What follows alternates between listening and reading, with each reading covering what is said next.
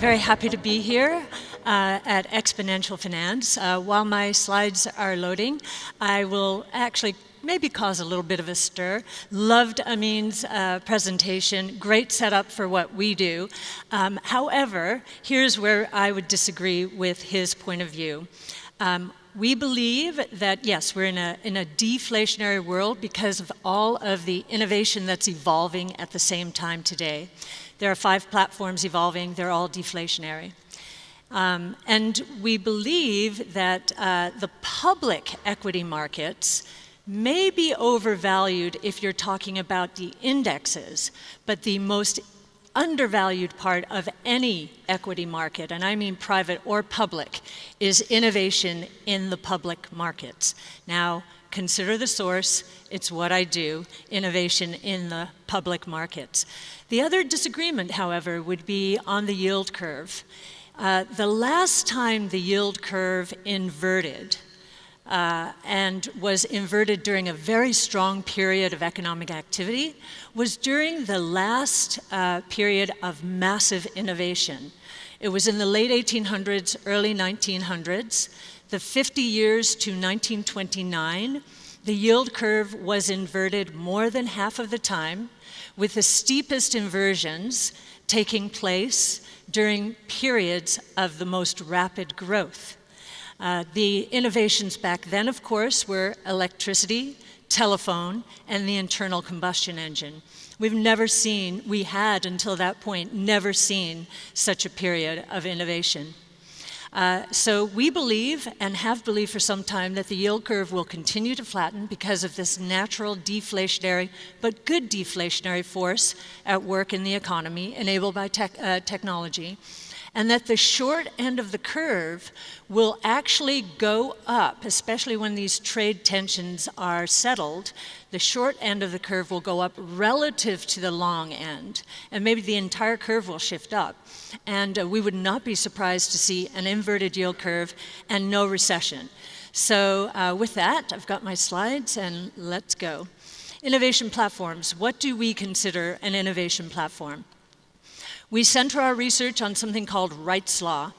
Wright's Law is, and you'll get this sense of exponential growth here, Wright's Law says that for every cumulative doubling in units produced, costs decline at a consistent rate. Mr. Wright derived this formula during the early days of airplane manufacturing.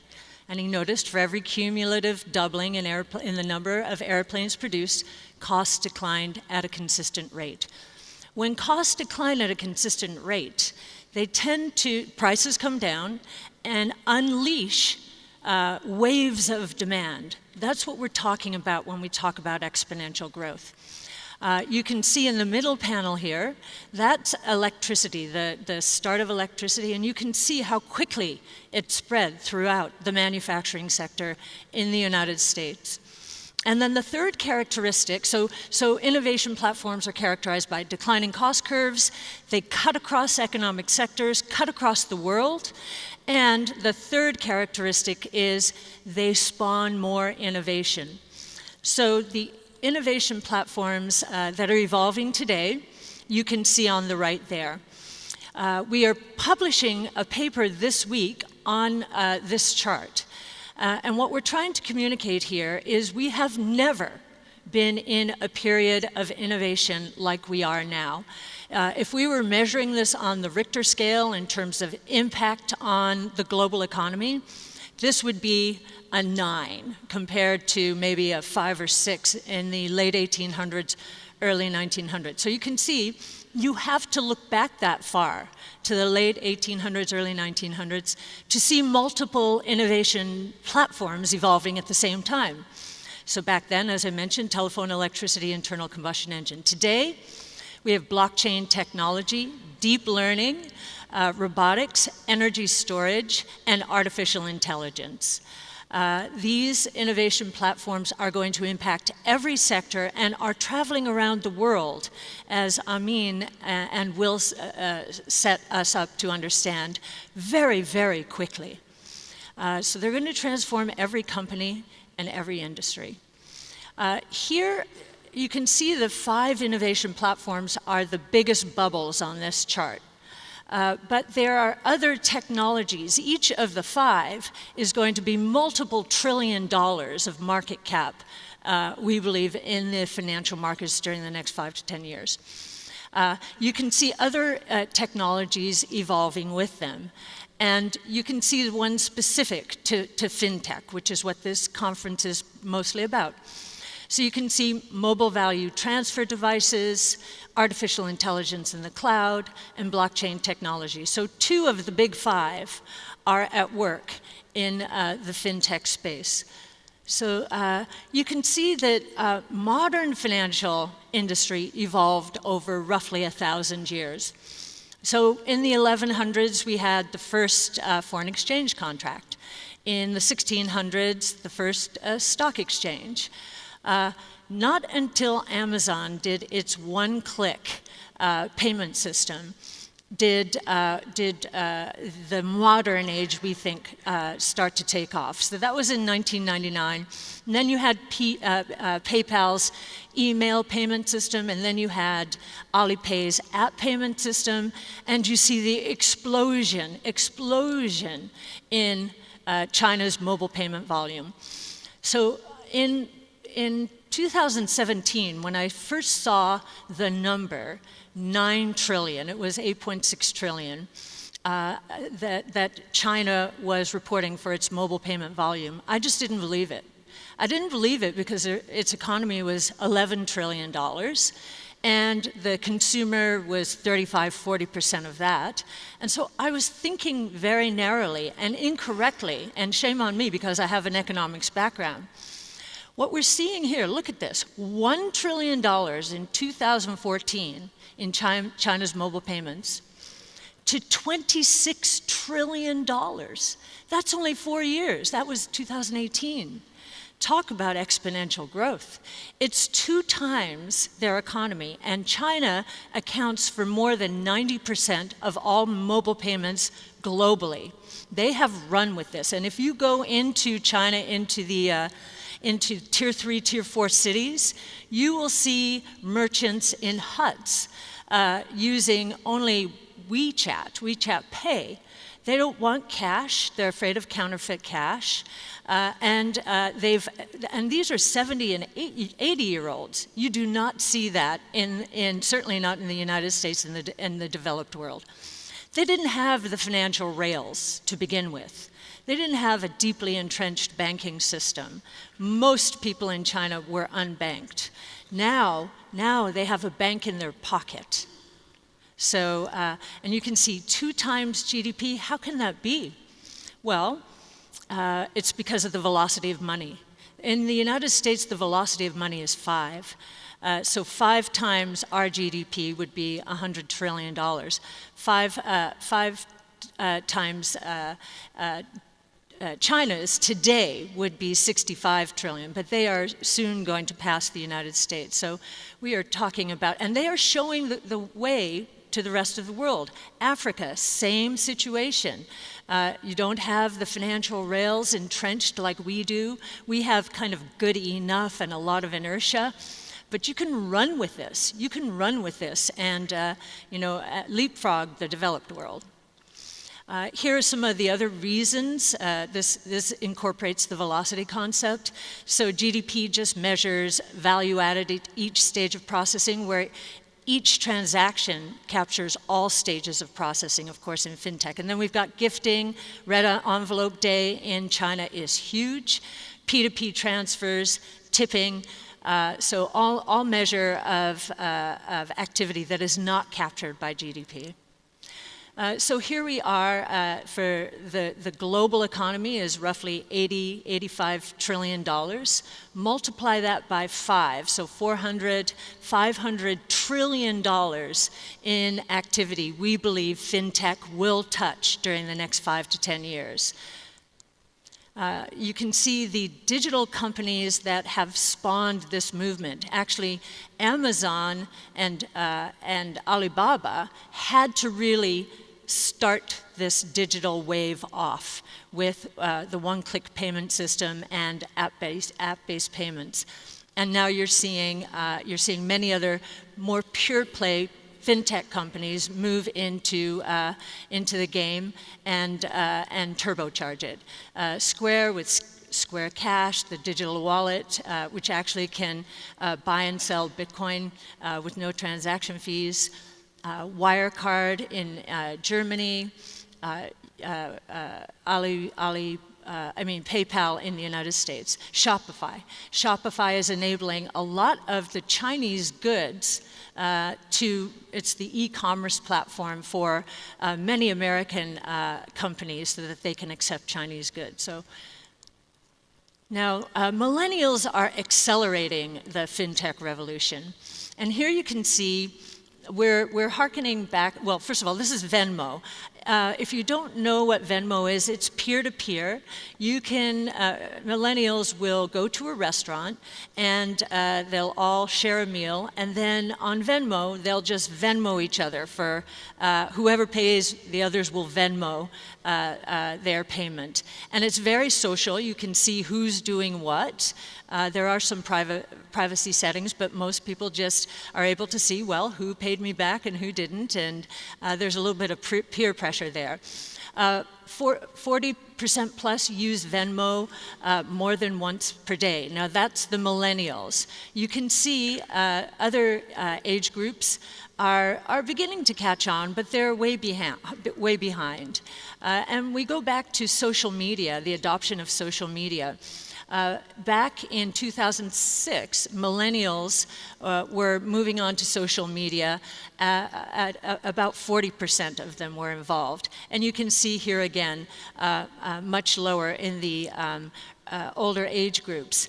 Actually, if you go back, you can see that the older age groups are adopting fintech a little faster relative to millennials than they did social media. And part of the reason for that is, I know in my own case, my children want me to use Venmo. They want me to be on Venmo because guess what? It's a way for me to get money to them really quickly. Whereas with social media, they did not want me to be on Facebook or any other place.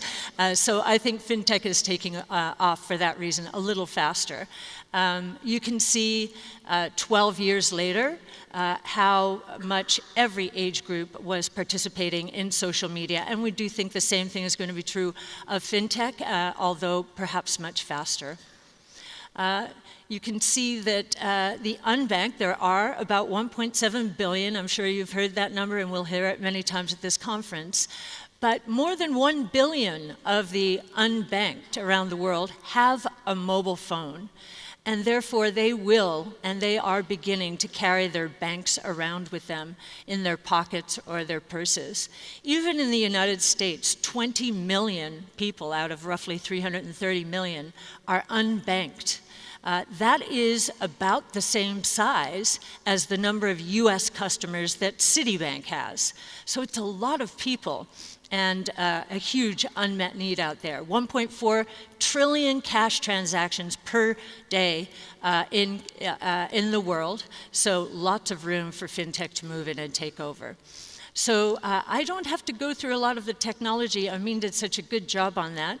But we do think digital wallets are going to become ubiquitous.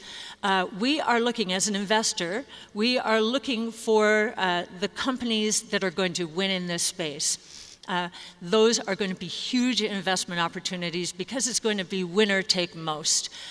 In the United States, the Square Cash App has a really good opportunity there. And Venmo does as well. So you can see it's not the traditional banks that are in the lead here.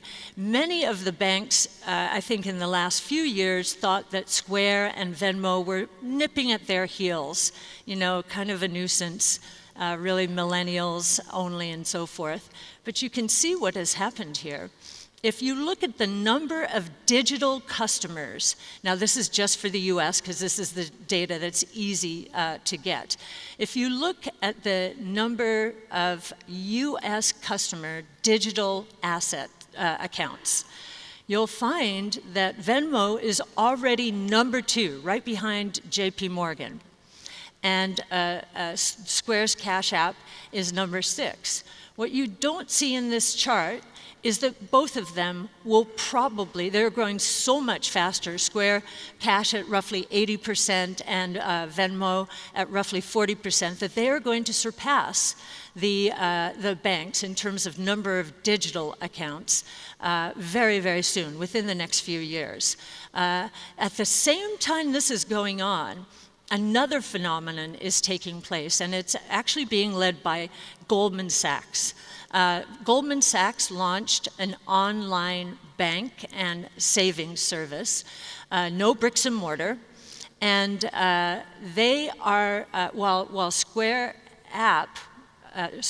Cash App and Venmo might have been nipping at their heels from the bank's point of view, Marcus is coming right at the bank's head.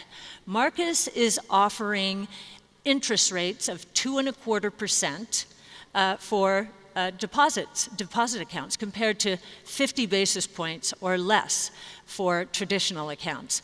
How can they do this? It's no bricks and mortar compared to the traditional banks, so their expenses are much lower.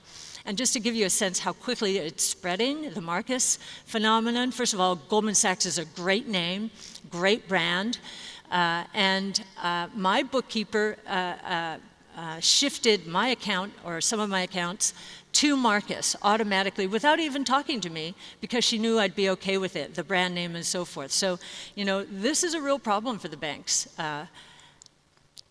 Artificial intelligence. So we believe now, as the reason we believe that artificial intelligence is ready for prime time, you know, we've heard about it for years and years, and it's been great for science fiction. But until recently, until Amazon and Netflix started making suggestions for what we might like to buy or watch, and Apple launched facial recognition, until those goods and services came about, it didn't really affect our lives. So why do we think artificial intelligence is ready for prime time now? It's ready because we've taken the human programmer out of a large part of the equation. So we do a lot of work on autonomous vehicles, for example. And in autonomous vehicles, we know that a programmer cannot possibly imagine every permutation that might happen in terms of intersections and lane changing and so forth. Just not possible. However, you unleash big data and iterative algorithms and supercomputing power and just push those together. This is very hard for a human being to accept, but they will come up with better answers and can imagine many more permutations once we train them. And we just need to train them with data and algorithms and supercomputing power to reach an outcome that a human being does set. I'd like to get from point A to point B safely and as quickly as possible. So as we have analyzed the opportunity for our artificial intelligence, we took a look back at the former computing waves. So the PC wave was the first one. That's responsible right now for about $4 trillion in market cap. Then over the following 20 years to 2018, another 10 billion we can now attribute to the internet. And we believe over the next 20 years, that there will be $30 trillion worth of market cap out of there created because of artificial intelligence, compared to 1.5 trillion right now. So that's a 14% compound annual growth rate. I believe that is way too conservative, because all we're doing is assuming that artificial intelligence has the same amount of impact on the market as the internet did globally. We believe that artificial intelligence is going to impact every line item of the income statement, and any business leader not trying to figure out, you're going to hear a lot about AI here, not trying to figure out how it applies to his or her P&L line is going to be in competitive trouble. So here, of course, are the ways, and again, I won't dwell on these, but Amin did, in his videos, show how biometric is going to become very, very important in terms of preventing fraud and analyzing credit risk. So we're pretty excited about what artificial intelligence is going to continue to do. To give you a sense of what AI is already doing, you can see on the right-hand side traditional lenders versus Square. Square, in case you're not familiar with it, is, if you've ever seen a mobile phone, you'll see, I don't know if it's in this country yet, I don't think so, but they'll be able to put a little square on top of the mobile phone so that we can swipe our cards. And you've got merchants running businesses on their mobile phone with Square's apps. And because Square is able to monitor every transaction every minute of the day of these businesses, it has so many more data points than a traditional lender when Square says to a merchant, you know, it looks like you might need a working capital loan, or you might want to invest in some equipment. So it's starting to help small businesses build their businesses because it has all of this data and is able to understand the kinds of risks it's dealing with. But look at the difference between Square and traditional lender. It has 300,000 data points to make decisions on, whereas a traditional lender has 800. It's able to make these decisions in 7 minutes, maybe not 2 seconds, like Amin said for Alipay, but 7 minutes compared to 60 to 90 days for a traditional lender in the world of small business is a world of difference. And you can see the difference between the kinds of data they're dealing with. Continuous real-time data for Square and discontinuous and discrete for the traditional lender. So there's no competition here. There's just no competition. And then finally, Bitcoin. Why is Bitcoin ready for prime time? Bitcoin is ready for prime time because it's serving a huge unmet need.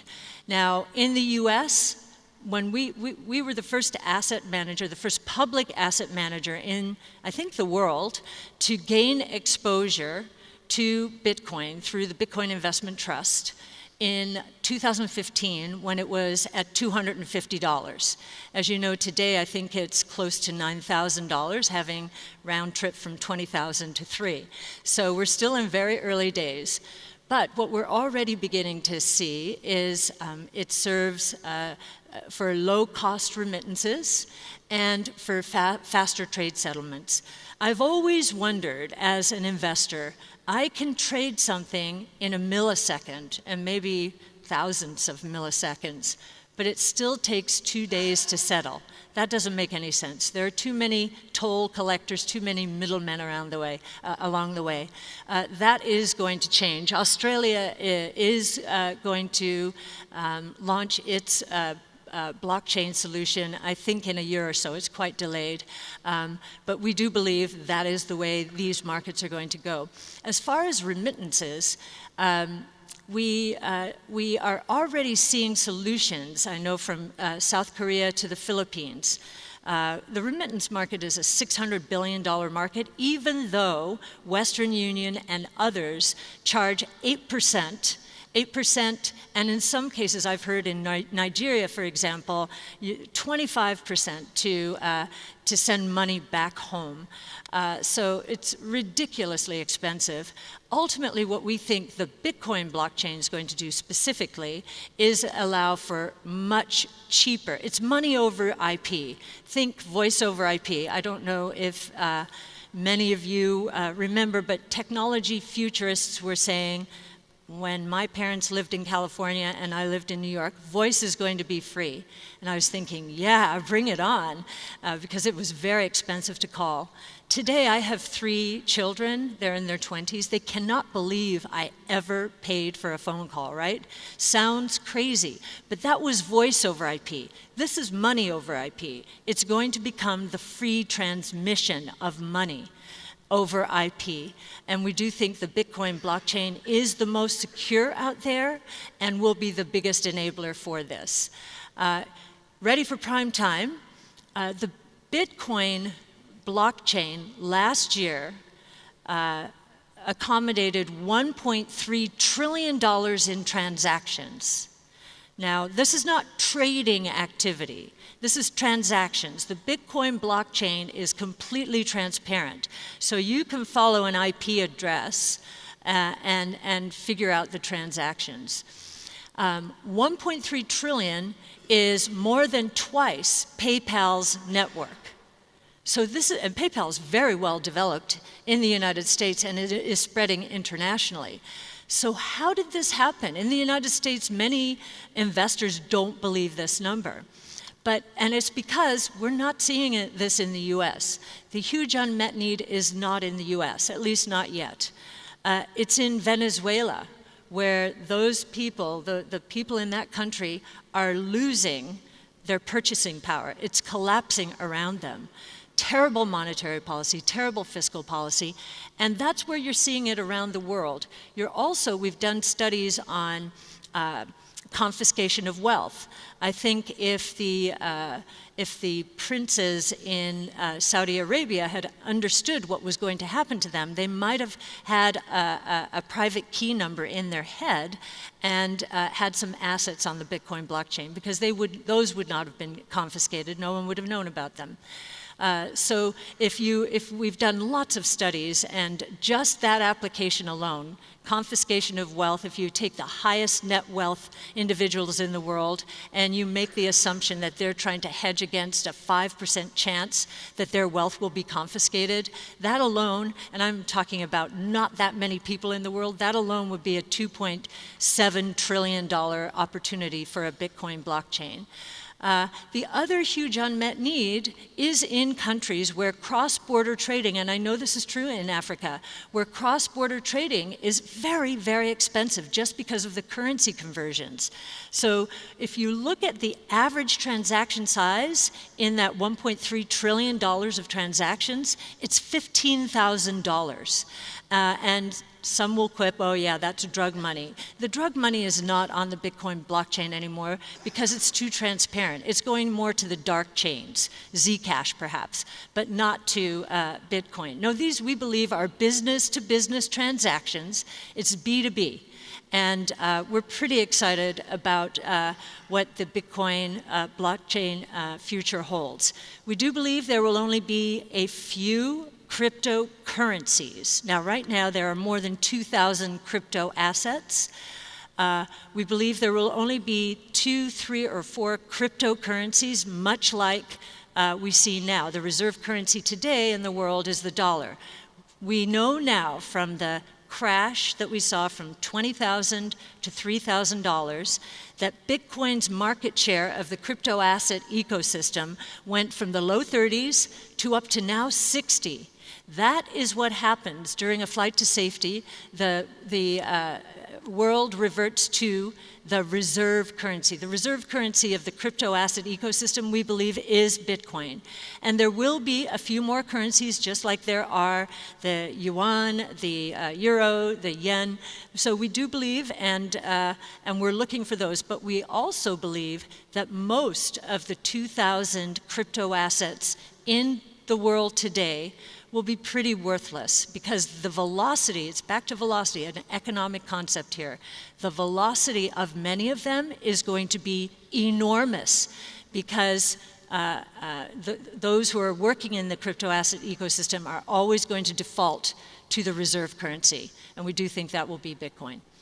So with that, I think I might have time for a question or so if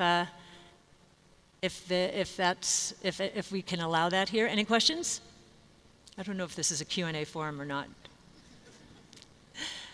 Anyway, thank you. We're really excited about the future. We think the biggest undervaluation out there is in the public markets, innovation specifically, because what has happened since the tech and telecom crash and the 08-09 meltdown, there's been a shift to what investors perceive as safety. So there's been a lot of indexing and passive investing. Guess what? They are in harm's way, because those indexes are filling up with value traps. Value investors know this. They know their biggest risk is a value trap caused by innovation.